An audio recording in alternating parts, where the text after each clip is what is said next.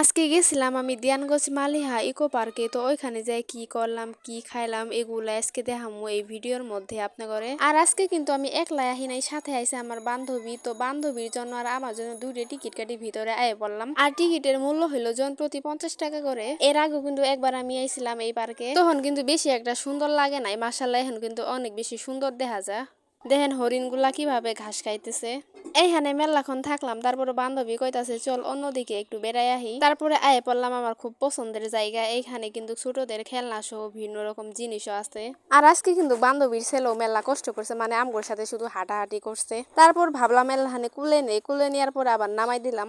মেলাক্ষণ থাকার পর কিন্তু আমগরে মেলা ক্ষুধা লাগছে। তারপরে একটা দোকানে গেলাম, দোকানে যাই ঠান্ডা মান্ডা কিছু কিনে নিয়ে আইলাম। বান্ধবীর জন্য আইসক্রিম, আমার জন্য আইসক্রিম, বান্ধবীর ছেলের জন্য চিপস, এইগুলা কিনে নিয়ে আইলাম।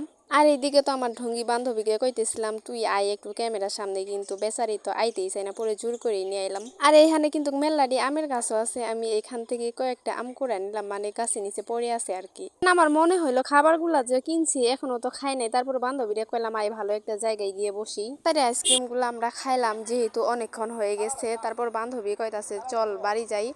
তো আপনারা যারা আমাদের দিয়ানগঞ্জ ইসলামপুরে থাকেন তারা কিন্তু এখানে এসে ঘুরে যেতে পারেন। আপনাদের পরিবার বা প্রিয়জনের সাথে এখানে কিন্তু ভালো একটা মুহূর্ত পার করবার পাবেন। তো আজকের ভিডিওটা এই পর্যন্তই। তো কেমন লাগলো ভিডিওটা অবশ্যই কমেন্টে জানাবেন। আল্লাহ হাফেজ।